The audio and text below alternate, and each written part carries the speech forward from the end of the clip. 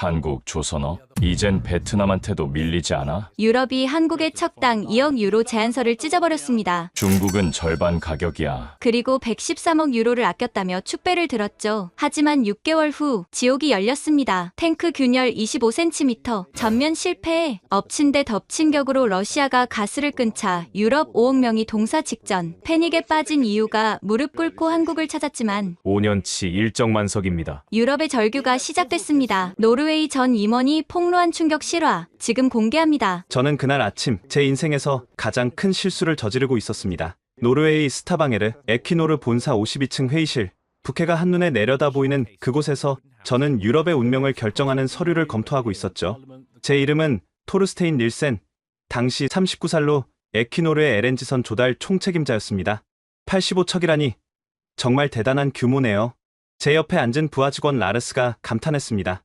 그의 말이 맞았어요. 85척의 LNG선을 한 번에 발주하는 건 유럽 역사상 최대 규모였거든요. 러시아 가스에서 완전히 독립하겠다는 노르웨이 정부의 야심찬 계획이었죠. 회의 테이블 위에는 세계 각국 조선소들의 제안서가 산더미처럼 쌓여 있었습니다. 한국의 현대중공업, 삼성중공업, 하나오션, 중국의 장강조선, 후동중화, 베트남의 빌롱조선, 인도네시아의 PT조선까지 저는 한국 조선소들의 제안서를 집어 들었습니다. 파란색 표지에 삼성중공업 바인더를 펼치자 정교한 설계도와 기술 사양서가 나왔어요. 300페이지가 넘는 방대한 자료였죠. 하지만 제 눈은 오직 한 곳에만 머물렀습니다. 척당 2억 유로? 저는 비웃음을 참을 수 없었어요. 이 작은 나라가 감히 척당 2억 유로를 요구한다고? 장난하는 것도 아니고 제 목소리에는 경멸이 섞여 있었습니다. 한국이라 제가 아는 한국은 그저 K-팝과 김치의 나라였거든요. 물론 삼성 휴대폰이나 현대 자동차도 있긴 하지만 LNG선이라니? 영하 162도의 액화천연가스를 운반하는 최첨단 선박을 그런 작은 나라가 제대로 만들 수 있을까요? 토르스테인, 한국 조선소들은 상당한 경험이 있다고 들었는데요. 라르스가 조심스럽게 말했습니다. 그는 항상 신중한 사람이었어요. 10년 넘게 조선업계에서 일한 베테랑이었죠. 경험? 라르스, 경험보다 중요한 건 가격이야. 비즈니스는 숫자로 말하는 거라고.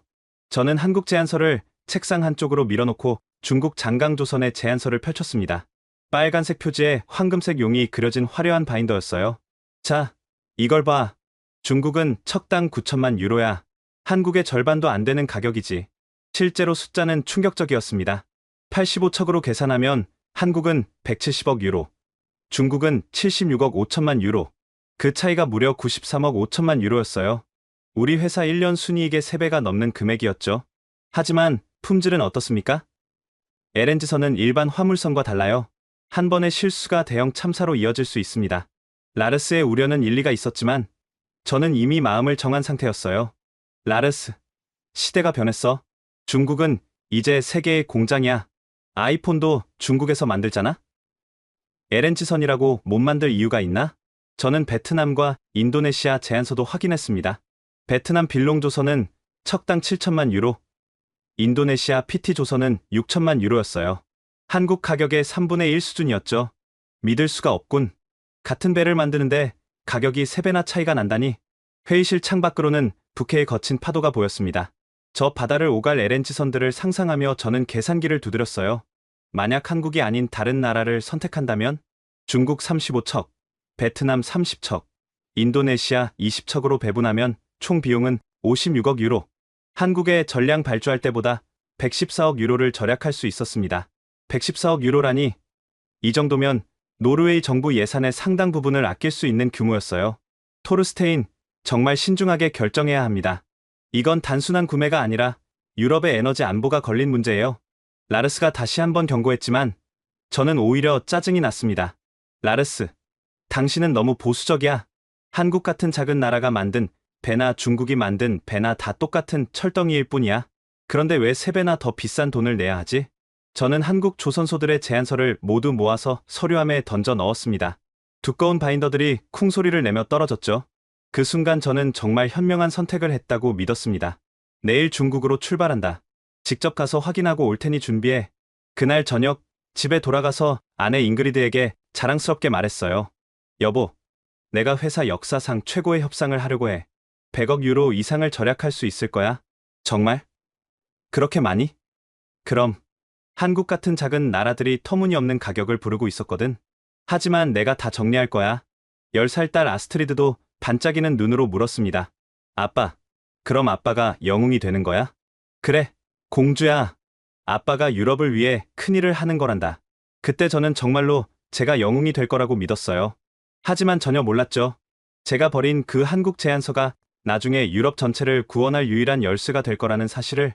그리고 이제부터 시작될 본격적인 숫자 검토에서 저는 더욱 확신에 차게 되었습니다.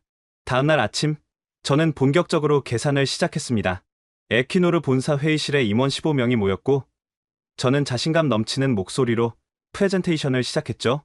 여러분, 오늘 역사적인 결정을 내리게 될 것입니다. 대형 스크린에 각국 조선소들의 견적 비교표가 떠올랐습니다. 저는 레이저 포인터로 숫자들을 하나씩 짚어가며 설명했어요. 한국 조선소들의 평균 가격은 척당 2억 유로입니다. 현대중공업 2억 1천만, 삼성중공업 2억 500만, 하나오션 1억 9천만.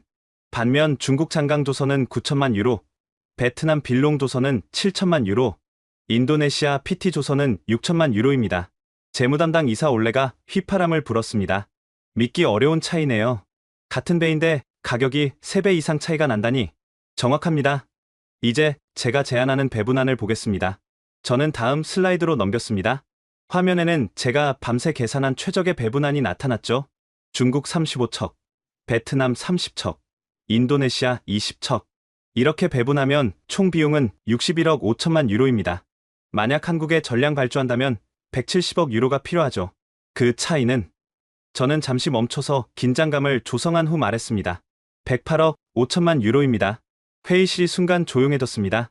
그리고 곧 웅성거림이 터져 나왔어요. 108억 유로라는 숫자는 정말 압도적이었거든요. 108억이면 우리가 추진하는 신재생 에너지 프로젝트 전체 예산보다 많은 금액이잖아요. 마케팅 이사 크리스티안이 놀라서 말했습니다. 맞습니다. 이 돈을 절약하면 풍력발전소 50개를 추가로 건설할 수 있어요. 기술 담당 이사 에릭이 손을 들었습니다. 그는 항상 신중한 사람이었죠. 토르스테인. 하지만 LNG선은 기술적으로 매우 까다로운 선박입니다. 영하 162도의 극저온을 견뎌야 하고 한 번의 실수가 대형 사고로 이어질 수 있어요. 에릭, 당신 말도 일리가 있습니다. 하지만 중국과 베트남도 이미 충분한 기술력을 갖추고 있어요. 그들도 국제 인증을 모두 받았고, 특히 중국은 이미 세계 2위 조선 국가입니다. 저는 준비한 자료를 보여줬습니다. 중국 조선소들의 건조 실적, 베트남의 성장 그래프, 인도네시아의 정부 지원 정책들이 화면에 나타났죠. 특히 중국 정부는 조선업에 매년 수십억 달러를 지원하고 있습니다. 그래서 이런 파격적인 가격이 가능한 거죠. 부사장 마그누스가 고개를 끄덕였습니다. 논리적이네요. 하지만 한국 조선소들의 반응은 어떨까요? 그들도 가격을 낮출 수 있지 않을까요? 이미 확인했습니다. 한국 조선소들은 가격 협상의 여지가 거의 없다고 했어요. 그들은 이미 다른 프로젝트들로 바쁘다면서 오히려 우리를 무시하는 듯한 태도였습니다. 사실 이건 제가 약간 과장한 것이었어요. 한국 조선소들은 정중하게 자신들의 기술력과 품질을 설명하려 했지만 저는 듣고 싶지 않았거든요. 그럼 리스크는 없을까요? 운영 담당 이사 페터가 물었습니다. 물론 리스크는 있습니다. 하지만 108억 유로를 생각해보세요. 이 정도 금액이면 어느 정도의 리스크는 감수할 가치가 있지 않을까요? 게다가 우리는 세계국에 분산 발주하기 때문에 리스크도 분산됩니다. 제 말에 대부분의 임원들이 고개를 끄덕였습니다. 숫자의 힘은 정말 강력했어요. 그리고 한 가지 더 중요한 점이 있습니다. 저는 마지막 슬라이드를 보여줬습니다. 납기입니다. 한국은 첫 선박 인도까지 24개월이 필요하다고 했습니다. 반면 중국은 18개월, 베트남과 인도네시아는 16개월이면 가능하다고 했어요. 러시아 가스 차단이 임박한 상황에서 시간은 돈보다 더 중요합니다. 이 말이 결정적이었습니다. CEO 스테판이 일어서며 말했습니다. 토르스테인, 훌륭한 분석입니다. 108억 유로 절약의 납기 단축까지. 이보다 완벽한 딜은 없겠네요. 감사합니다. 하지만 아직 직접 현장을 확인하지 않았으니 제가 직접 방문해서 최종 확인을 하겠습니다. 좋습니다. 전권을 위임하겠습니다. 회의가 끝난 후 라르스가 조용히 다가왔습니다. 토르스테인, 정말 괜찮을까요? 한국이 비싼 데는 이유가 있을 텐데. 라르스, 걱정하지 마. 한국이 비싼 이유는 단순해. 그들이 너무 오만하기 때문이야. 작은 나라 주제에 자신들이 최고라고 착각하고 있는 거지. 저는 정말로 그렇게 믿었습니다. 한국이라는 작은 나라가 감히 유럽 최대 에너지 기업의 터무니없는 가격을 부르다니. 제가 직접 나서서 이 거품을 빼주겠다고 다짐했죠. 그런데 그때 전혀 예상하지 못한 일이 일어났습니다. 일주일 후 저는 상하이 푸동공항에 도착했습니다. 중국 장강조선의 대외협력 이사 류샤오밍이 직접 마중을 나와 있었어요. 롤스로이스 팬텀과 벤츠 S클래스 2대가 저를 기다리고 있었죠. 토르스테인 선생님, 상하이에 오신 것을 진심으로 환영합니다. 류샤오밍은 50대 중반의 당당한 체격을 가진 남자였습니다. 옥스퍼드에서 MBA를 했다며 유창한 영어를 구사했어요. 중국 정부에서도 이번 프로젝트에 큰 관심을 가지고 있습니다. 유럽과 중국의 역사적인 협력이 될 것입니다. 공항에서 조선소까지 가는 2시간 동안 류샤오밍은 열정적으로 중국 조선업의 발전을 설명했습니다. 10년 전만 해도 중국 조선업은 한국과 일본에 뒤처져 있었습니다. 하지만 지금은 다릅니다. 우리는 이미 세계 조선업의 40%를 차지하고 있어요. 차창 밖으로는 상하이의 화려한 스카이라인이 지나갔습니다. 동방명주탑 상하이타워, 진마오타워, 하늘을 찌를 듯한 마천루들이 중국의 성장을 보여주고 있었죠. 특히 우리 장강조선은 중국 최대 규모입니다. 축구장 50개의 크기의 부지에 세계 최대 규모의 도크를 보유하고 있죠. 조선소에 도착했을 때 저는 그 규모에 압도되었습니다. 정문에서 메인 도크까지 차로 10분이나 걸렸어요. 곳곳에서 거대한 크레인들이 움직이고 있었고 수만 명의 작업자들이 개미처럼 바쁘게 움직이고 있었습니다. 현재 83척을 동시에 건조하고 있습니다. 세계 어느 조선소도 이런 규모는 불가능하죠. 류샤오밍이 자랑스럽게 말했습니다. 실제로 눈앞에 펼쳐진 광경은 장관이었어요. 하지만 뭔가 이상한 점이 있었습니다. 건조 중이라는 선박들 중 상당수가 작업이 멈춰 있는 것처럼 보였거든요. 저기 멈춰 있는 선박들은 뭔가요? 그것들은 잠시 부품 공급 문제로 일시 중단된 것입니다. 곧 재개될 예정이에요. 류샤오밍의 대답이 어딘가 어색했지만 저는 크게 신경 쓰지 않았습니다. 전체적인 규모가 워낙 인상적이었거든요. 기술연구소로 안내받았을 때 저는 또 한 번 놀랐습니다. 최신 3D 설계 시스템, AI 기반 품질 관리 시스템, 가상현실 시뮬레이터까지 모든 것이 최첨단이었어요. 우리는 독일과 프랑스의 기술을 도입했습니다. 특히 LNG 탱크 기술은 프랑스 GTT사와 라이선스 계약을 맺었어요. 기술팀장 왕젠이 설명했습니다. GTT는 세계 최고의 LNG 탱크 기술을 보유한 회사였죠.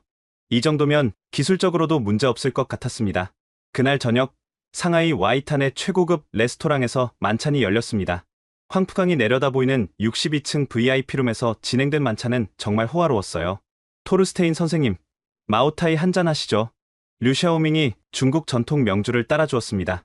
알코올 도수가 53도나 되는 독한 술이었지만 분위기에 취해 계속 마셨죠. 우리는 단순히 싼 가격만 제공하는 게 아닙니다. 중국 정부가 직접 품질을 보증합니다. 만약 문제가 생기면 중국 정부가 모든 책임을 집니다. 정부 보증이라 그거 참 매력적이네요. 그리고 특별 제한이 있습니다. 만약 35척 이상 발주하신다면 척당 가격을 8,500만 유로로 낮춰드리겠습니다. 8,500만 유로. 한국 가격의 40% 수준이었습니다. 저는 완전히 마음이 기울었어요. 하지만 LNG선 건조 경험은 충분한가요? 제가 조심스럽게 물었습니다. 물론입니다. 우리는 이미 여러 척의 LNG선을 성공적으로 건조했습니다. 류샤오밍의 대답이 모호했지만 마오타이에 취한 저는 더 이상 추궁하지 않았습니다. 다음날 아침, 실제 건조 현장을 둘러봤습니다. 거대한 선체들이 용접되고 있었고 수천 명의 작업자들이 일사불란하게 움직이고 있었어요. 특히 인상적이었던 것은 자동화 수준이었습니다. 보시다시피 우리는 용접 로봇 500대를 운영하고 있습니다. 24시간 쉬지 않고 작업이 가능하죠. 하지만 자세히 보니 로봇들 중 상당수가 멈춰 있었습니다. 그리고 인간 작업자들의 용접 부위를 보니 품질이 고르지 못했어요. 하지만 저는 그런 세부 사항을 무시했습니다. 전체적인 그림만 보고 싶었거든요. 그런데 저기 방치된 것처럼 보이는 선박들은 정말 괜찮은 건가요? 제가 다시 물었습니다. 걱정하지 마세요. 중국식 건조 방법입니다. 여러 프로젝트를 동시에 진행하면서 효율적으로 자원을 배분하는 거죠. 그 설명이 잘 이해되지 않았지만 저는 그냥 넘어갔습니다. 가격이 워낙 매력적이었거든요. 조선소 투어를 마치고 떠나기 전 류샤오밍이 작은 선물 상자를 건넸습니다. 작은 성의입니다. 중국 전통 도자기예요. 나중에 호텔에서 열어보니 명나라 시대 골동품이었습니다. 수백만 달러는 좋게 나갈 물건이었죠. 뇌물이라기엔 애매하고 거절하기엔 이미 받아버린 상황이었습니다. 상하이를 떠나면서 저는 확신했습니다. 중국과 계약하는 것이 최선의 선택이라고. 하지만 베트남도 확인해봐야겠다고 생각했죠. 경쟁을 통해 더 좋은 조건을 얻을 수 있을 테니까요. 상하이에서 하노이까지는 비행기로 3시간 거리였습니다. 베트남 빌롱조선의 CEO 쩐발록이 공항에서 저를 맞이했어요. 40대 초반의 젊은 CEO였는데 하버드 비즈니스 스쿨을 졸업했다고 자랑스럽게 말했습니다. 토르스테인님, 베트남의 미래를 직접 보여드리겠습니다. 공항에서 하이퐁까지 가는 길은 놀라웠습니다. 불과 10년 전만 해도 농경지였다는 곳에 현대적인 공장들이 끝없이 들어서 있었어요. 삼성, LG, 폭스콘 같은 글로벌 기업들의 거대한 공장들이 줄지어 있었죠. 베트남은 새로운 세계의 공장입니다. 인건비는 중국의 절반, 근로자들의 교육 수준은 동남아 최고죠. 쩐발록의 설명을 들으며 저는 베트남의 잠재력을 실감했습니다. 빌롱조선에 도착했을 때 저는 예상과 다른 모습에 놀랐습니다. 규모는 중국보다 작았지만 모든 것이 깔끔하고 체계적이었어요. 특히 인상적이었던 것은 젊은 엔지니어들이었습니다. 우리 엔지니어의 평균 연령은 28세입니다. 모두 베트남 최고 대학 출신이고 상당수가 해외 유학을 다녀왔죠. 실제로 설계실에서 만난 엔지니어들은 모두 영어가 유창했고 최신 소프트웨어를 능숙하게 다루고 있었습니다. 우리의 비밀 병기를 보여드리겠습니다. 쩐발록이 안내한 곳은 스마트 팩토리였습니다.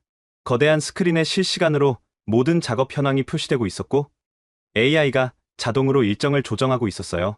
이것이 인더스트리 4.0입니다. 한국이나 중국은 여전히 구식 방법을 고수하지만 우리는 처음부터 최신 시스템으로 시작했어요. 정말 인상적이었습니다.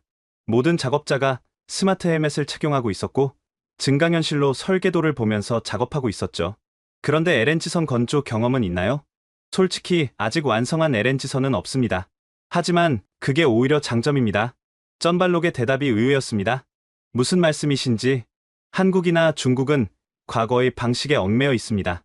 하지만 우리는 백지 상태에서 가장 최신, 가장 효율적인 방법으로 시작할 수 있어요. 레거시 시스템에 부담이 없죠. 그의 논리는 일리가 있었습니다. 실제로 많은 산업에서 후발주자가 더 혁신적인 경우가 많았거든요. 그리고 특별한 제안이 있습니다. 쩐발록이 태블릿을 꺼내 보여줬습니다. 만약 에퀴노르와 독점 계약을 맺는다면 하이퐁의 유럽 전용 조선소를 건설하겠습니다. 초기 투자는 우리가 하고 에퀴노르는 장기 구매 계약만 보장하면 됩니다. 전용 조선소라니 정말 파격적인 제안이었습니다. 그리고 가격도 더 낮출 수 있습니다. 척당 6,500만 유로까지 가능해요. 6,500만 유로. 한국 가격의 3분의 1도 안 되는 가격이었습니다. 30척이면 19억 5천만 유로. 한국의 같은 수량을 발주하면 60억 유로가 필요한데 말이죠. 정말 그 가격이 가능한가요? 품질은 보장할 수 있고요. 물론입니다. 베트남 정부가 특별 보조금을 지원하기로 했어요. 그리고 품질은 독일 기술진의 감독을 받을 것입니다. 그날 저녁 하롱베이가 보이는 리조트에서 만찬이 열렸습니다. 베트남 전통 음악이 흐르는 가운데 쩐발록은 베트남의 꿈을 열정적으로 설명했어요. 베트남은 한국의 성공 모델을 연구했습니다. 하지만 우리는 한국보다 더 빨리, 더 효율적으로 성장할 것입니다. 한국을 뛰어넘겠다는 건가요? 이미 시작됐습니다. 삼성도, LG도 이제는 베트남에서 생산하지 않습니까? 조선업도 마찬가지가 될 것입니다. 그의 자신감이 인상적이었습니다. 실제로 베트남의 성장 속도를 보면 불가능한 일도 아닌 것 같았어요. 그런데 한 가지 궁금한 게 있습니다. LNG선은 매우 복잡한 기술이 필요한데 정말 16개월 안에 첫 선박을 인도할 수 있나요? 걱정하지 마세요. 우리는 24시간 3교대로 작업할 것입니다. 베트남 노동자들의 근면함은 세계 최고 수준이죠. 모든 것이 완벽해 보였습니다. 가격, 혁신성, 성장 가능성까지. 저는 베트남에 30척을 발주하기로 마음먹었어요. 하지만 인도네시아도 확인해봐야 했습니다. 인도네시아 자카르타에 도착했을 때는 우기였습니다. 공항에서부터 쏟아지는 열대의 비를 맞으며 저는 PT조선의 회장 하르토노를 만났어요. 60대의 노련한 사업가였는데 인도네시아 정부와 깊은 관계를 가지고 있다고 들었습니다. 토르스테인님, 인도네시아는 숨겨진 보석입니다. 자카르타에서 수라바야로 가는 비행기 안에서 하르토노는 열정적으로 설명했습니다. 우리는 2억 7천만 인구를 가진 세계 4위의 대국입니다. 무한한 노동력과 풍부한 자원, 그리고 정부의 전폭적인 지원이 있죠. PT조선은 수라바야 항구에 위치해 있었습니다. 규모는 중국이나 베트남보다 작았지만 입지 조건은 최고였어요. 바로 앞이 바다여서 완성된 선박을 곧바로 진수할 수 있었죠. 우리의 장점은 가격입니다. 척당 6천만 유로. 아마 세계 최저가일 것입니다. 6천만 유로라니 정말 믿기 어려운 가격이었습니다. 한국의 30% 수준이었죠. 어떻게 그런 가격이 가능한가요? 간단합니다. 인도네시아 정부가 조선업을 국가 전략 산업으로 지정했어요. 세금 면제, 토지 무상 제공, 심지어 인건비 일부도 정부가 지원합니다. 하르토노가 보여준 정부 지원 문서는 정말 파격적이었습니다. 하지만 뭔가 불안했어요. LNG선 건조 경험은 있으신가요? 아직은 없습니다. 하지만 우리는 일본과 기술 제휴를 맺었어요. 일본 기술진이 직접 와서 지도할 것입니다. 일본 기술이라면 믿을 만했습니다. 하지만 건조 현장을 둘러보니 우려스러운 점들이 보였어요. 장비가 낡았고 작업자들의 숙련도도 떨어져 보였습니다. 시설 업그레이드 계획은 있나요? 물론입니다. 에퀴노르와 계약하면 즉시 최신 설비를 도입할 것입니다. 말은 그럴듯했지만 과연 약속을 지킬 수 있을지 의문이었습니다. 하지만 20척 정도라면 리스크를 감수할 만했어요. 가격이 워낙 저렴했거든요. 그날 저녁 하르토노는 저를 자카르타 최고급 호텔 스위트룸으로 안내했습니다. 작은 성의입니다. 편히 쉬시고 내일 최종 결정을 해주시기 바랍니다. 방에는 환영 선물이 가득했습니다. 인도네시아 전통 공예품부터 고급 시계까지 부담스러울 정도였어요. 모든 방문이 끝난 후 저는 오슬로로 돌아가는 비행기 안에서 최종 결정을 내렸습니다. 중국 35척, 베트남 30척, 인도네시아 20척, 총 85척을 세 나라에 분산 발주하기로 한 것이죠. 총 비용은 57억 유로, 한국에 발주했다면 170억 유로가 필요했을 텐데 무려 113억 유로를 절약한 것입니다. 오슬로로 돌아온 다음날 저는 에퀴노르 이사회에 최종 보고를 했습니다. 노벨 평화센터 옆 본사 건물 최상층 회의실에 모든 임원진이 모였죠. 여러분, 역사적인 순간입니다. 우리는 113억 유로를 절약하면서도 예정보다 빠르게 LNG선을 확보할 수 있게 되었습니다. 대형 스크린에 최종 계약 조건이 나타났습니다. 중국 장강조선 35척, 척당 8,500만 유로, 18개월 내 첫 인도, 베트남 빌롱조선 30척, 척당 6,500만 유로, 16개월 내 첫 인도, 인도네시아 PT조선 20척, 척당 6천만 유로, 16개월 내 첫 인도. 이렇게 되면 러시아 가스 차단전에 충분한 LNG 운송 능력을 확보할 수 있습니다. CEO 스테판이 일어나 박수를 쳤고 곧 모든 임원진이 기립박수를 보냈습니다. 토르스테인, 정말 훌륭한 협상이었습니다. 당신은 노르웨이의 영웅입니다. 그 순간 저는 정말 하늘을 날 것 같았어요. 113억 유로 절약이라니 이건 노르웨이 역사에 남을 성과였죠. 일주일 후 노벨 평화센터에서 대규모 서명식이 열렸습니다. 노르웨이 총리와 에너지 장관, 그리고 유럽연합 에너지 위원장까지 참석한 성대한 행사였죠. 오늘은 유럽 에너지 독립의 첫걸음을 내딛는 역사적인 날입니다. 노르웨이 총리의 연설이 끝나자 저는 각국 대표들과 계약서에 서명했습니다. 카메라 플래시가 터지고 CNN과 BBC 기자들이 마이크를 들이댔어요. 닐센 씨, 한국 조선소들은 왜 선택하지 않으셨나요? 한 기자가 물었습니다. 가격이 너무 비쌌습니다. 같은 품질의 선박을 3분의 1 가격에 만들 수 있는데 굳이 비싼 값을 낼 이유가 없죠. 하지만 한국은 LNG선 건조 경험이 가장 많은 나라 아닌가요? 경험도 중요하지만 이제는 새로운 시대입니다. 중국, 베트남, 인도네시아도 충분한 기술력을 갖추고 있어요. 제 대답에 기자들은 고개를 끄덕였습니다. 모두가 제 선택을 현명하다고 생각하는 것 같았어요. 서명식이 끝난 후 대규모 축하 리셉션이 열렸습니다. 노르웨이 왕실 멤버들까지 참석한 화려한 파티였죠. 토르스테인, 축하해요. 아내 잉그리드가 샴페인 잔을 들고 다가왔습니다. 그녀의 눈에는 자부심이 가득했어요. 당신이 정말 자랑스러워요. 113억 유로를 절약하다니. 10살 딸 아스트리드도 드레스를 입고 와서 제 손을 잡았습니다. 아빠, 학교 친구들이 다 아빠 이야기를 하고 있어요. 아빠가 유럽을 구했다고요? 아직 구한 건 아니란다, 공주야. 이제 시작일 뿐이야. 하지만 저도 내심 자부심을 느끼고 있었습니다. 한국 같은 작은 나라가 터무니없는 가격을 요구할 때 과감하게 거절하고 더 나은 대안을 찾았으니까요. 파티장 한편에서 라르스가 조용히 다가왔습니다. 토르스테인, 정말 축하합니다. 하지만 뭐요, 라르스? 계약금 45억 유로를 이미 송금했다고 들었는데 혹시 문제가 생기면 걱정하지 마세요. 세 나라에 분산했으니 리스크도 분산된 겁니다. 설마 세 나라 모두에서 문제가 생기겠어요? 저는 자신 있게 말했지만 라르스의 표정은 여전히 걱정스러워 보였습니다. 그날 밤 집에 돌아와서 저는 와인을 마시며 노르웨이 피오르드를 바라봤습니다. 아름다운 풍경이 달빛에 빛나고 있었죠. 이제 정말 시작이구나. 1년 반 후면 첫 LNG선이 도착할 거야. 그때 모든 사람이 내 선택이 옳았다는 걸 알게 되겠지. 하지만 그때 저는 전혀 몰랐습니다. 불과 6개월 후, 제 자신감이 산산조각 날 거라는 걸 말이죠. 서명식으로부터 정확히 6개월 후, 저는 사무실에서 평화로운 아침을 보내고 있었습니다. 커피를 마시며 분기 보고서를 검토하던 중 전화벨이 울렸어요. 발신자는 중국 장강조선의 류샤오밍이었습니다. 토르스테인 선생님, 긴급히 보고드릴 일이 있습니다. 그의 목소리가 평소와 달리 떨리고 있었어요. 무슨 일입니까? 첫 번째 LNG선 시운전 중에 문제가 발견됐습니다. 제 심장이 쿵 내려앉았습니다. 무슨 문제요? 탱크에 균열이 발견됐습니다. 균열이라고요? 얼마나 큰 균열입니까? 25cm 정도입니다. 영하 162도 테스트 중에 발생했어요. 25cm. 이건 작은 문제가 아니었습니다. LNG 탱크에 그 정도 균열이 있다면 한 번의 항해도 불가능한 수준이었죠. 원인이 뭡니까? 용접 기술의 문제인 것 같습니다.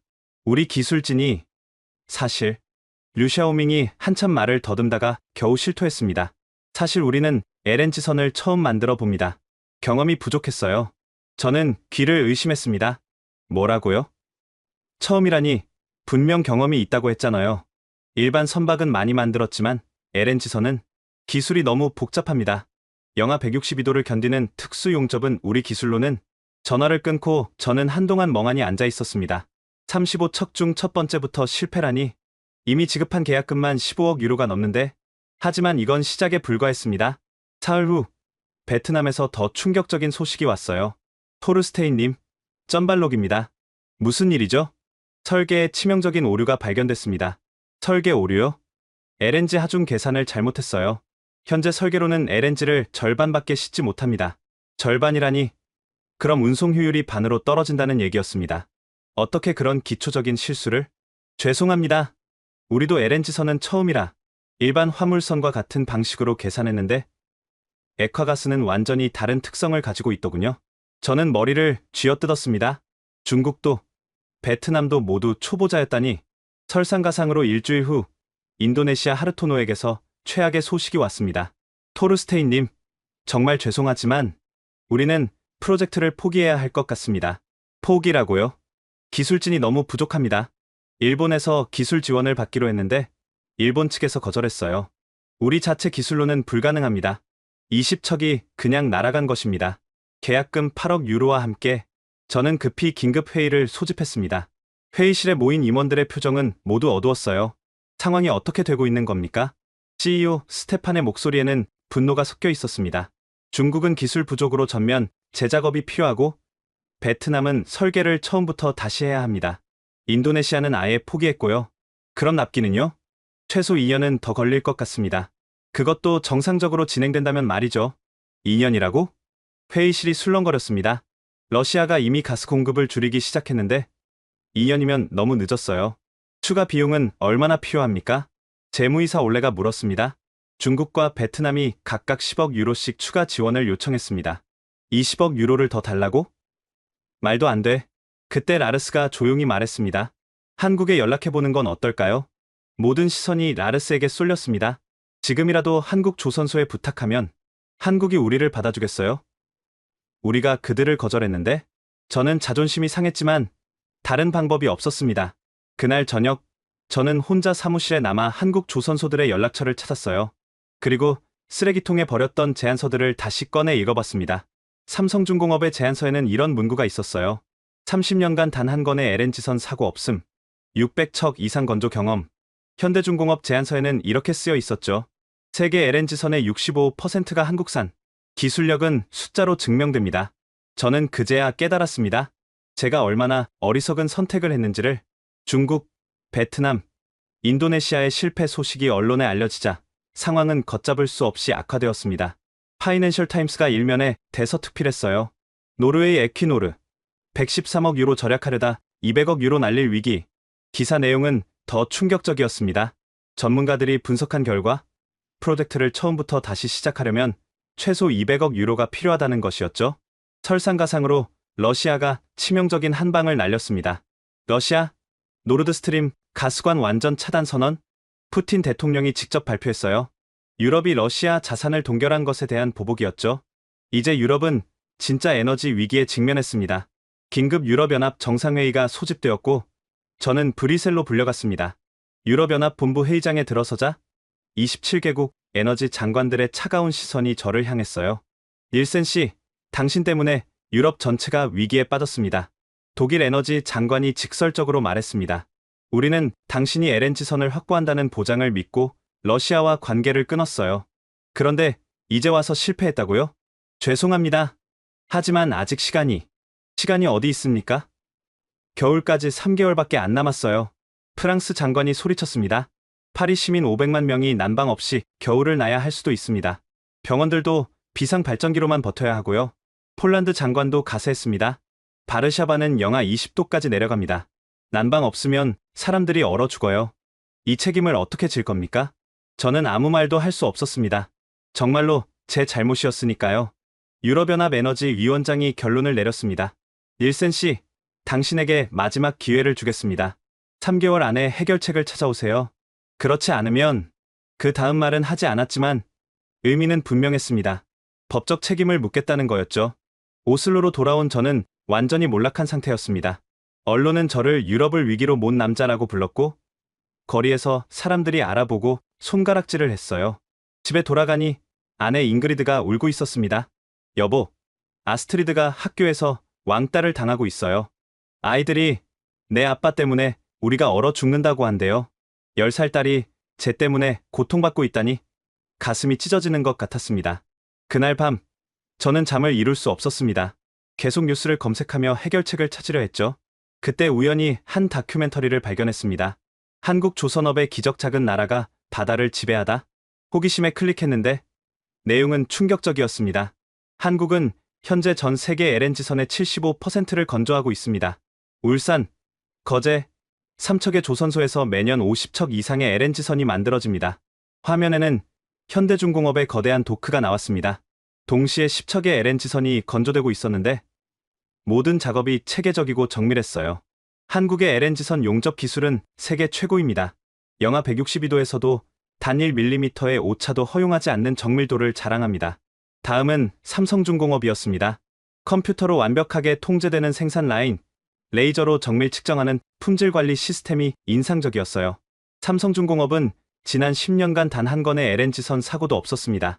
이는 세계 어느 조선소도 달성하지 못한 기록입니다. 마지막으로 하나오션이 나왔습니다.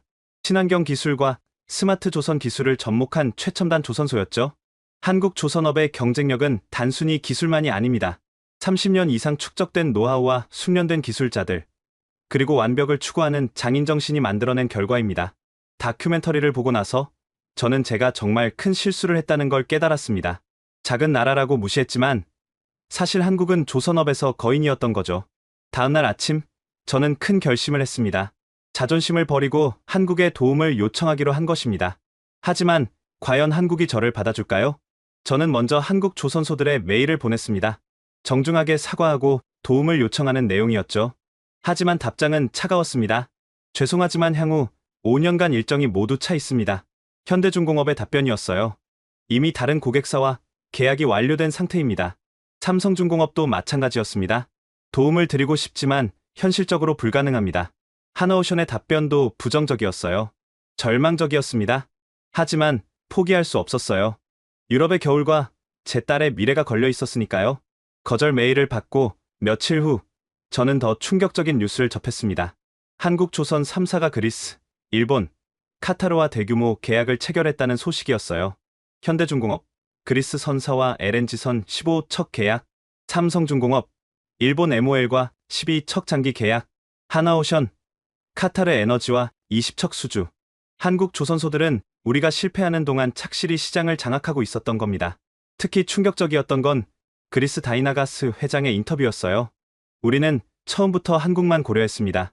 LNG선은 기술이 생명인데 한국 외에는 믿을 곳이 없어요. 일본 NYK 부사장의 말도 인상적이었습니다. 중국이 아무리 싸도 못 믿습니다. 우리는 30년 전부터 한국과 일해왔고 단 한 번도 실망한 적이 없어요. 저는 깨달았습니다. 전 세계 해운업계는 이미 알고 있었던 거예요. LNG선은 한국이 최고라는 사실을. 그때 라르스가 제 사무실로 찾아왔습니다. 토르스테인, 한 가지 방법이 있을지도 모릅니다. 뭔가요? 한국에 직접 가보는 겁니다. 메일이나 전화가 아니라 직접 찾아가서 진심으로 부탁하면 그들이 만나줄까요? 시도는 해봐야죠. 지금 상황에서 다른 방법이 있나요? 라르스 말이 맞았습니다. 이제는 자존심을 완전히 버릴 때였어요. 다음 날, 저는 인천행 비행기에 몸을 실었습니다. 12시간의 비행 동안 저는 계속 한국어 인사말을 연습했어요. 최소한의 예의라도 갖추고 싶었거든요. 인천공항에 도착했을 때는 새벽이었습니다. 공항에서 울산까지 KTX를 타고 가는 동안 창밖 풍경이 인상적이었어요. 논밭이던 곳에 아파트와 공장들이 빽빽하게 들어서 있었고 도로는 완벽하게 정비되어 있었죠. 이 나라를 작다고 무시했다니. 울산역에 도착해서 택시를 타고 현대중공업으로 향했습니다. 약속도 없이 무작정 찾아가는 거였어요. 정문 경비실에서 저를 막았습니다. 약속이 있으신가요? 아니요. 하지만 정말 급한 일이 있어서 노르웨이 에퀴노르에서 왔습니다. 경비원이 전화를 걸더니 고개를 저었습니다. 죄송하지만 약속 없이는 입장이 불가능합니다. 막막했습니다. 그때 한 사람이 저를 알아봤어요. 토르스테인 닐센 씨 아닌가요? 돌아보니 현대중공업 영업팀 박도윤 상무였습니다. 3년 전 제안서를 들고 오슬로를 찾아왔던 바로 그 사람이었어요. 박 상무님, 여기까지 어떻게 오셨습니까? 도움이 필요해서. 정말 절박합니다. 박 상무는 잠시 저를 바라보더니 한숨을 쉬었습니다. 일단 들어오세요. 커피라도 한잔 하시죠. 박도윤 상무를 따라 현대중공업 본관으로 들어갔을 때 저는 그 규모에 압도되었습니다. 로비에는 거대한 LNG선 모형이 전시되어 있었고 벽면에는 세계 각국으로 인도된 선박 사진들이 걸려 있었어요. 1972년 창립 이래 1,500척 이상을 건조했습니다. 그중 LNG선만 200척이 넘죠. 박 상무가 설명했습니다. 회의실에 앉자 박 상무가 먼저 말을 꺼냈어요. 솔직히 말씀드리면 본사에서는 에퀴노르와 일하고 싶지 않다는 입장입니다. 알고 있습니다. 하지만 3년 전 저희가 오슬로에 갔을 때를 기억하시나요? 토르스테인 씨는 저희 제안서를 보지도 않고 쓰레기통에 던지셨죠. 제 얼굴이 빨갛게 달아올랐습니다. 그때는 정말 죄송합니다. 작은 나라라고 하셨죠. 터무니없이 비싸다고도 하셨고요. 변명의 여지가 없습니다. 제가 무지했어요.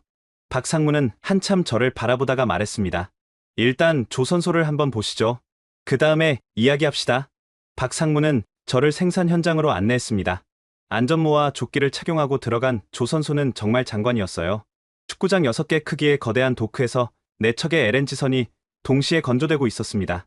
수천 명의 작업자들이 일사불란하게 움직이고 있었는데 모든 동작이 정확하고 체계적이었어요. 저기 보이는 게 카타르로 갈 LNG선입니다. 길이 345m, 폭 53m, 17만 4천 세제곱미터의 LNG를 운반할 수 있죠? 가까이 가서 보니 더욱 놀라웠습니다. 거대한 탱크 내부에서 작업자들이 정밀 용접을 하고 있었는데 그 섬세함이 예술 수준이었어요. 이 용접사들은 모두 10년 이상 경력자입니다. LNG선 용접 자격증을 따려면 최소 5년의 훈련이 필요하거든요. 박 상무가 한 용접사를 가리켰습니다. 저분은 김병철 기장입니다. 25년 경력이죠. 한국에서 가장 뛰어난 LNG선 용접 전문가 중 한 명입니다.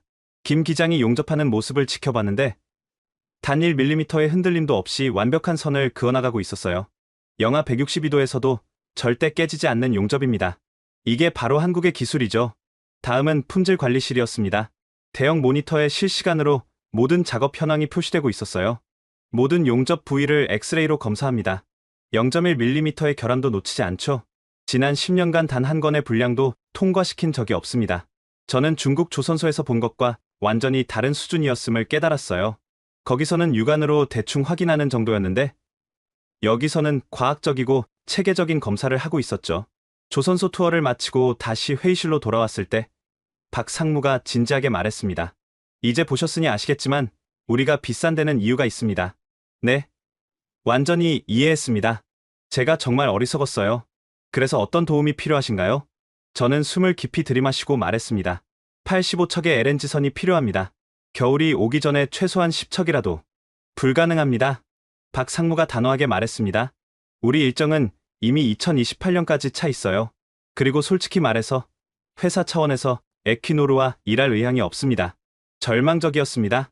하지만 저는 포기할 수 없었어요. 박 상무님, 이건 단순한 비즈니스가 아닙니다. 유럽 5억 명의 겨울이 달려 있어요.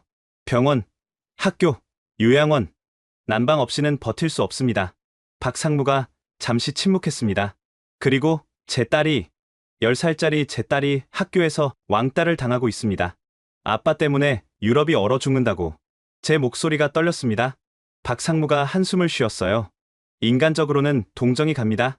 하지만 비즈니스는 비즈니스입니다. 한국은 6.25 전쟁 때 유럽의 도움을 받지 않았나요? 제가 마지막으로 꺼낸 카드였습니다. 박 상무의 표정이 변했어요. 노르웨이도 의료 지원부대를 보냈죠. 그리고 전후 복구도 도왔고요. 박 상무가 잠시 생각에 잠기더니 말했습니다. 일단 상부에 보고는 해보겠습니다. 하지만 기대는 하지 마세요. 감사합니다. 그것만으로도.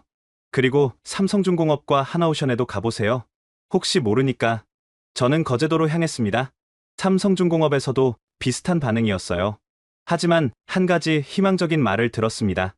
만약 한국 정부 차원에서 요청한다면, 그리고 3사가 협력한다면 불가능하지는 않을 겁니다.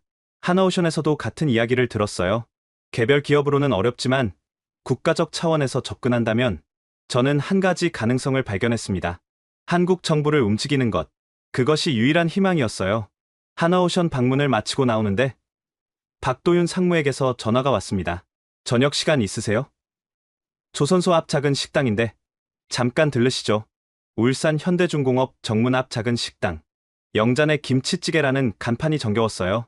박 상무가 구석 자리에 앉아 있었습니다. 여기 김치찌개가 끝내줍니다. 조선소 사람들이 30년째 다니는 곳이죠. 뜨거운 김치찌개가 나왔습니다. 한 숟갈 떠먹으니 온몸이 따뜻해졌어요. 토르스테인 씨, 사실 오늘 조선 소장님을 만났습니다. 그래서요?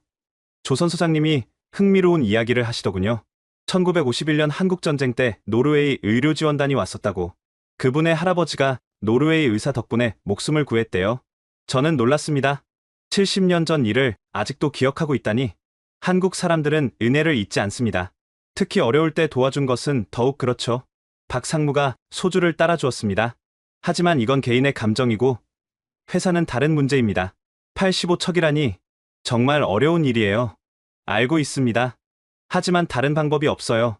한 가지 방법이 있긴 합니다. 박 상무가 목소리를 낮췄어요. 한국 정부와 노르웨이 정부가 직접 협상하는 겁니다. 정부 간 협력 사업으로 추진하면 3사가 힘을 합칠 수도 있어요. 정말요? 현대, 삼성, 한화가 각자 일정을 조정해서 동시에 건조하면 이론적으로는 가능합니다. 하지만 이런 일은 역사상 한 번도 없었어요. 경쟁사들이 협력할까요? 국가적 위기 상황이라면 가능할지도 모릅니다. 한국 조선업계는 경쟁도 치열하지만 필요할 때는 뭉칩니다. 그때 식당 TV에서 뉴스가 나왔습니다. 러시아, 유럽 가스 공급 전면 중단, 독일 비상사태 선포. 박 상무가 TV를 보며 말했습니다. 정말 심각하네요. 네. 그래서 제가 이렇게 무릎까지 꿇고 있는 겁니다. 박 상무가 한참 저를 바라보더니 휴대폰을 꺼냈습니다. 여보세요? 최 차관님? 네, 박도윤입니다. 지금 노르웨이 에퀴노르 관계자와 있는데요. 한국산업통상자원부 차관과 직접 통화를 하는 것 같았어요. 네. 유럽 에너지 위기 관련입니다. 한번 검토해볼 만한 사안인 것 같은데. 네. 내일 보고서 올리겠습니다. 전화를 끊고 박 상무가 말했습니다. 일단 정부에 보고는 하겠습니다. 하지만 노르웨이 정부도 움직여야 해요. 정상 간 통화라도 있어야 할 겁니다. 즉시 본국에 연락하겠습니다. 그리고 한 가지 더. 이번엔 진심을 보여주세요. 단순한 거래가 아니라 진정한 파트너십을 원한다는 것을. 저는 고개를 깊이 숙였습니다. 3년 전의 오만함을 진심으로 사과합니다. 그리고 앞으로는 한국을 진정한 파트너로 대하겠습니다. 박 상무가 소주잔을 들었습니다. 그 말을 믿겠습니다. 건배. 우리는 소주잔을 부딪혔습니다. 뜨거운 김치찌개처럼 희망이 조금씩 데워지는 것을 느꼈어요. 그날 밤 호텔에서 저는 즉시 노르웨이 총리실에 보고서를 보냈습니다. 한국과의 정부 간 협상을 요청하는 내용이었죠. 다음날 아침, 놀라운 소식이 왔습니다. 노르웨이 총리가 직접 한국 대통령과 통화를 했고, 양국 정부가 공식 협상에 들어가기로 했다는 것이었어요. 일주일 후, 서울 청와대 영빈관에서 한국 노르웨이 긴급 정상회담이 열렸습니다. 노르웨이 총리와 에너지 장관, 그리고 저를 포함한 협상단이 참석했죠. 한국 측에서는 대통령과 산업부 장관, 그리고 조선 3사 대표들이 나왔습니다. 유럽의 에너지 위기는 한국에게도 중요한 문제입니다. 한국 대통령이 회의를 시작하며 말했습니다. 한국은 유럽의 어려움을 외면하지 않을 것입니다. 특히 노르웨이는 한국 전쟁 때 우리를 도와준 혈맹이죠. 노르웨이 총리가 답했습니다. 한국의 도움이 절실합니다. 솔직히 우리가 잘못된 선택을 했습니다. 이제라도 바로잡고 싶습니다. 현대중공업 최재성 사장이 발언했습니다. 기술적으로 검토해본 결과 3사가 협력하면 18개월 내에 85척 건조가 가능합니다. 삼성중공업 정우영 사장도 동의했습니다. 기존 일정을 조정하고 24시간 풀가동하면 가능합니다. 하지만 비용이 상당히 들 겁니다. 하나오션 김성준 사장이 덧붙였습니다. 무엇보다 우리 직원들의 희생이 필요합니다. 주말도 없이 일해야 하고 명절도 반납해야 합니다. 한국 산업부 장관이 물었습니다. 직원들이 동의할까요? 국가적 대의를 설명하면 동의할 겁니다. 한국 조선업 노동자들의 자부심은 특별하니까요. 그때 놀라운 제안이 나왔습니다. 우리가 원하는 것은 단순한 일회성 거래가 아닙니다. 한국 대통령이 말했습니다. 향후 20년간 한국 노르웨이 유럽연합의 에너지 동맹을 제안합니다. 한국이 선박을 만들고 노르웨이가 가스를 공급하고 유럽이 시장이 되는 삼각협력 체제를 구축하자는 겁니다. 이건 단순한 선박 구매를 넘어선 전략적 파트너십이었습니다. 노르웨이 총리가 즉시 동의했습니다. 훌륭한 제안입니다. 우리도 장기적 관계를 원합니다. 협상은 순조롭게 진행되었습니다. 최종 조건은 다음과 같았어요. 85척 전량 한국 3사가 건조, 18개월 내 전량 인도, 척당 가격 1억 6천만 유로 원래 한국 제시가보다 20% 저렴, 향후 20년간 추가 200척 우선 협상권. 감사합니다. 정말 감사합니다. 저는 진심으로 고개를 숙였습니다. 과거는 과거일 뿐입니다. 이제 미래를 함께 만들어 갑시다. 한국 대통령의 말에 모두가 박수를 쳤습니다. 협상이 끝난 후 조선 3사 대표들과 별도 미팅을 가졌습니다. 그들은 놀라운 이야기를 들려줬어요. 사실 이미 직원들과 상의를 마쳤습니다. 최재성 사장이 말했습니다. 유럽을 돕는다고 하니 다들 자원에서 참여하겠다고 했어요. 특히 나이 든 기술자들이 더 적극적이었습니다. 왜요? 그들의 아버지 세대가 유럽의 도움을 받았거든요. 이제 갚을 차례라고 하더군요. 정우영 사장도 비슷한 이야기를 했습니다. 우리 용접공 한 분이 그러더군요. 유럽 아이들이 추위에 떨게 놔둘 순 없다고. 명절도 기꺼이 반납하겠대요. 김성준 사장이 마지막으로 말했습니다. 이게 바로 한국입니다. 어려울 때 서로 돕는 것. 그게 우리가 여기까지 올 수 있었던 이유죠. 저는 또다시 눈물이 날 뻔했습니다. 3년 전 제가 무시했던 이 작은 나라가 이렇게 큰 마음을 가지고 있다니? 청와대에서 계약 서명식이 거행되었습니다. 한국과 노르웨이 정상이 직접 참석한 가운데 역사적인 순간이 만들어졌죠. 오늘은 단순한 계약이 아닙니다. 진정한 동반자 관계의 시작입니다. 한국 대통령의 선언과 함께 저는 계약서에 서명했습니다. 85척, 총 136억 유로. 처음 한국이 제시했던 170억 유로보다 34억 유로나 저렴한 가격이었어요. 한국은 약속을 지킵니다. 18개월 내에 모든 선박을 인도할 것입니다. 조선 3사 대표들이 나란히 서명했습니다. 카메라 플래시가 터졌고 양국 국가가 울려 퍼졌어요. 서명식 후 리셉션에서 박도윤 상무를 다시 만났습니다. 이제 정말 시작이네요. 네. 하지만 걱정 마세요. 우리는 한 번도 납기를 어긴 적이 없으니까. 어떻게 그게 가능하죠? 한국 사람들은 약속을 생명처럼 여깁니다. 특히 국가의 명예가 걸린 일이라면 더욱 그렇죠. 그날 저녁 서울 남산에서 바라본 야경은 정말 아름다웠습니다. 불과 한 달 전만 해도 절망에 빠져 있던 제가 이제는 희망을 품게 되었어요. 호텔로 돌아오니 노르웨이에서 연락이 왔습니다. 유럽연합에서도 한국과의 계약을 환영한다는 성명을 발표했다고 했어요. 한국은 믿을 수 있는 파트너다. 유럽의 에너지 안보를 위해 최선의 선택이었다. 독일 총리의 코멘트였습니다. 다음날 울산, 거제, 삼척의 조선소를 모두 방문했습니다. 이미 준비가 시작되고 있었어요. 특별 TF팀을 구성했습니다. 현대중공업 조선소장이 설명했습니다. 최고 기술자 500명을 유럽 프로젝트에만 전담 배치했어요. 삼성중공업도 마찬가지였습니다. 3개의 도크를 유럽 전용으로 비웠습니다. 24시간 3교대로 풀가동할 예정입니다. 하나오션의 준비도 완벽했습니다. 스마트 시스템을 총동원해서 생산 효율을 30% 높일 계획입니다. 무엇보다 인상적이었던 건 현장 분위기였어요. 모든 작업자들이 의욕에 차 있었습니다. 유럽을 구하러 갑니다. 한 젊은 엔지니어가 농담처럼 말했지만 그 눈빛은 진지했어요. 계약 체결 2주 후 세조선소에서 동시에 첫 강제 절단식이 열렸습니다. 저는 울산 현대중공업에 참석했어요. 새벽 6시, 아직 어둠이 가시지 않은 시간. 하지만 조선소는 이미 수천 개의 불빛으로 환했습니다. 유럽행 1번선, 강제 절단을 시작합니다. 조선소장의 구령과 함께 거대한 플라즈마 커터가 작동했습니다. 파란 불꽃이 튀며 두꺼운 철판을 자르기 시작했어요. 그 순간 저는 가슴이 벅차올랐습니다. 이 배가 3개월 후면 형태를 갖추고 6개월 후면 진수될 겁니다. 박도윤 상무가 설명했습니다. 그리고 18개월 후면 노르웨이 해역을 항해하겠죠. 같은 시각 거제 삼성중공업에서도 절단식이 진행되었습니다. 화상으로 지켜봤는데 그 규모가 장관이었어요. 4척을 동시에 시작하는 모습은 정말 압도적이었죠. 하나오션도 마찬가지였습니다. 최첨단 자동화 시스템으로 정밀하게 강제를 절단하는 모습이 인상적이었어요. 절단식 후 현장을 둘러봤는데 벽에 특별한 현수막이 걸려 있었습니다. 유럽의 겨울을 책임진다. 대한민국 조선의 자부심으로 일척도 실패는 없다. 작업자들이 직접 만든 현수막이라고 했어요. 점심시간 구내 식당에서 작업자들과 함께 식사를 했습니다. 한 나이 든 용접공이 제게 말했어요. 노르웨이에서 오셨다고요? 우리 아버지가 6.25 때 노르웨이 병원선에서 치료받으셨어요. 이제 우리가 갚을 차례죠. 다른 작업자도 거들었습니다. 걱정 마세요. 우리가 만든 배는 절대 문제 없습니다. 30년 경력이 보증하죠. 그들의 자부심과 책임감에 저는 깊은 감명을 받았어요. 오후에는 설계실을 방문했습니다. 젊은 엔지니어들이 3D 모델링으로 선박을 설계하고 있었어요. 모든 부품을 디지털 트윈으로 미리 조립해봅니다. 실제 건조 전에 모든 문제를 파악하죠. 한 엔지니어가 자랑스럽게 설명했습니다. 이렇게 하면 오류를 99.9% 줄일 수 있어요. 품질관리팀도 만났습니다.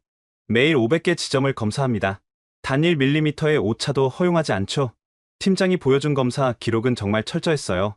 모든 용접 부위의 엑스레이 사진, 압력 테스트 결과, 온도 변화 시뮬레이션까지. 이 정도면 중국이나 베트남과는 차원이 다르네요. 제 말에 팀장이 웃으며 답했습니다. 비교가 되나요? 우리는 30년 넘게 이 일을 해왔습니다. 리투아니아, 클라이페다 항구. 저는 떨리는 마음으로 수평선을 바라보고 있었습니다. 그리고 마침내 그 순간이 왔어요. 거대한 선체가 모습을 드러냈습니다.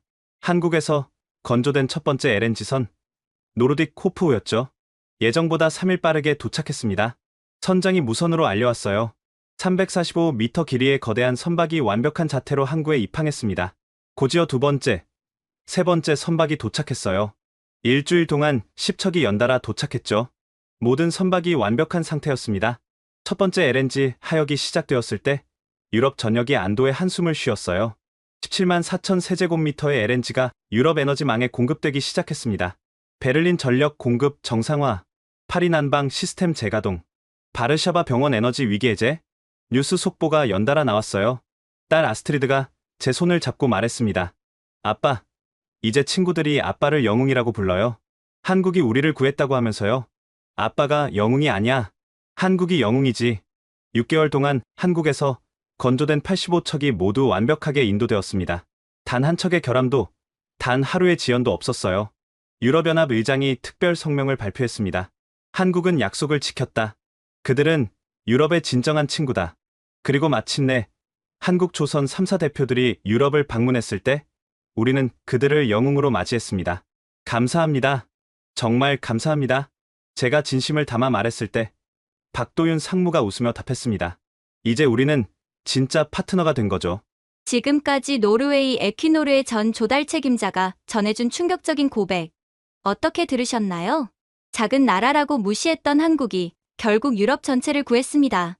현재 전 세계 바다를 항해하는 LNG선 760척 중 70% 이상이 한국산입니다. 울산, 거제, 삼척에서 만들어진 배들이 유럽의 따뜻한 겨울을 지켜주고 있죠. 진짜 강함은 크기가 아닌 기술과 신뢰에서 나온다는 것을 이 이야기가 보여줍니다. 숨겨진 한국의 저력을 세계에 알리기 위해 이 영상을 공유해주세요. 그리고 댓글로 여러분의 생각을 들려주세요. 구독과 좋아요는 더 많은 한국의 자랑스러운 이야기를 전하는 힘이 됩니다. 지금까지 코리아 원더풀이었습니다. 감사합니다.